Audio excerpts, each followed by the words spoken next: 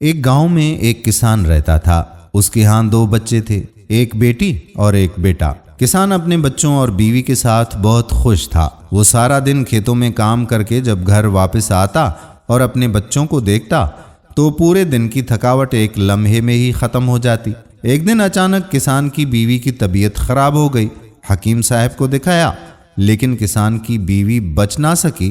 بالآخر وہ خالق حقیقی سے جا ملی۔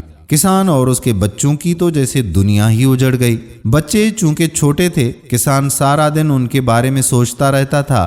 آخر لوگوں نے اسے ایک مشورہ دیا کہ بھائی، بچے چھوٹے ہیں، اسی لیے تم دوسری شادی کر لو۔ کسان بیچارے نے نہ چاہتے ہوئے بھی آخرکار دوسری شادی کر لی۔ شادی کے بعد ابتدائی کچھ مہینے اس عورت کا رویہ بچوں کے ساتھ اچھا تھا، لیکن آہستہ آہستہ رویے میں تبدیلی آتی گئی۔ وہ کہتے ہیں نا کہ سوتیلی آخر سوتیلی ہی ہوتی ہے۔ وہ عورت لڑکی سے سارا گھر کا کام کرواتی اور بات بات پر بچوں کو جھڑکتی اور ان کا خیال تک نہیں رکھتی۔ بچے دن بدن کمزور ہونے لگے۔ آپس میں گلے لگ کر وہ روتے رہتے اور آسمان کی طرف منہ کر کے جیسے اللہ تبارک و تعالی سے التجا کرتے۔ لڑکی اپنے بھائی سے چھوٹی تھی اور بہت ہی سمجھدار بھی تھی۔ ایک دن اپنے بھائی کو لے کر قبرستان چلی گئی اور اپنی ماں کی قبر سے لپٹ کر اتنا روئے کہ بچوں کو وہاں ہی نیند آ گئی، جیسے ماں کے آغوش میں بچے نیند کیا کرتے ہیں۔ جب بچے نیند میں تھے تو خواب میں دیکھا کہ ان کی ماں ان کے سروں پر ہاتھ پھیر رہی ہے اور اپنے بچوں سے کہہ رہی ہے کہ میرے بچوں، اٹھو اور اس درخت سے پھل توڑ کر کھاؤ۔ اتنے میں دونوں بچوں کی آنکھ کھل گئی اور کیا دیکھتے ہیں کہ اللہ تعالیٰ کی قدرت سے ان کی ماں کی قبر کے پاس ہی ایک ہری بھری اور پھلوں سے لدی ہوئی بوٹی موجود ہے۔ انہوں نے پھل توڑے اور بہت رج کے شکم سیر کیا اور ہنستے مسکراتے گھر کو واپس آ گئے۔ چند روز گزرے تو بچے جو پہلے فاقوں کی وجہ سے دبلے پتلے سے ہو گئے تھے، اب ان کی جان میں جان آ گئی اور منہ پر نکھار آنے لگا۔ بچے روزانہ ماں کی قبر پر جاتے اور پھل کھا کر واپس آ جاتے۔ سوتیلی آخر سوتیلی ہوتی ہے۔ اس نے دیکھا کہ بچے دن بدن ڈنڈے مسٹنڈے ہوتے جا رہے ہیں۔ آخر راز کیا ہے؟ راز جاننے کے لیے ایک دن اس عورت نے ان بچوں کا پیچھا کیا اور وہ عورت سارا ماجرا سمجھ گئی۔ پھر وہ عورت گھر واپس آ گئی۔ بس شوہر کے آنے کا انتظار تھا۔ جیسے ہی دیکھا کہ شوہر گھر آ رہا ہے تو وہ چارپائی پر لیٹ گئی اور اتنا مکر کیا اور رونے لگی کہ بیچارے شوہر کا دل دہل گیا۔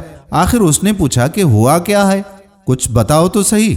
عورت نے کہا کہ مجھے پیٹ میں بہت درد ہے۔ شوہر بولا کہ میں ابھی حکیم صاحب کو لے کر آتا ہوں۔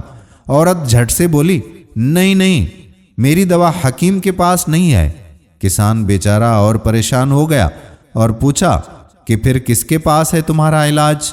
عورت بولی کہ تمہاری پہلی بیوی کی قبر کے قریب ایک بوٹی کھڑی ہے، وہ جڑ سے اکھاڑ کر لے آؤ، اس میں ہی میرا علاج ہے۔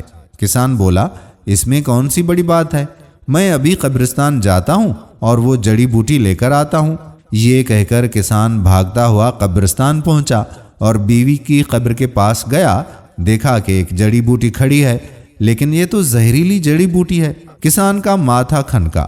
چونکہ بیوی نے خود کہا تھا، اس لیے اس نے وہ جڑی بوٹی اکھاڑی اور گھر پہنچا۔ عورت دل میں بہت خوش ہوئی اور جھٹ سے اٹھی اور جڑی بوٹی کے پتے وغیرہ گھول کر پی گئی۔ بس پینے کی دیر تھی کہ اسے غشی کے دورے پڑنے لگے اور منہ سے جھاگ نکلنے لگی۔ کسان بیچارہ دوڑا اور حکیم صاحب کو گھر لے آیا۔ حکیم صاحب نے نبض دیکھ کر کہا کہ استغفر اللہ، اس عورت نے تو زہر کھا لیا ہے۔ کسان جو پاس میں کھڑا تھا جھٹ سے وہ جڑی بوٹی لے آیا اور حکیم صاحب کو دکھائی کہ یہ کھایا ہے میری بیوی نے۔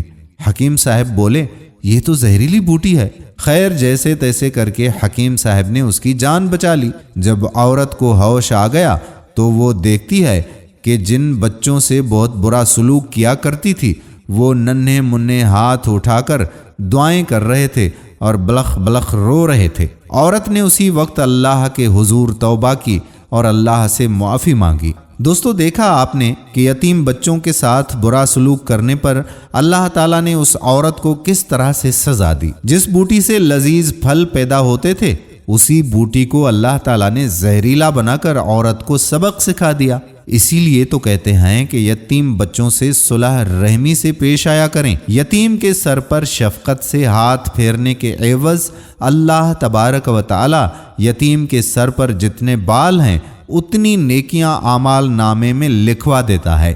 اللہ تعالی ہمیں دوسروں کے ساتھ اچھا برتاؤ کرنے کی توفیق عطا فرمائے۔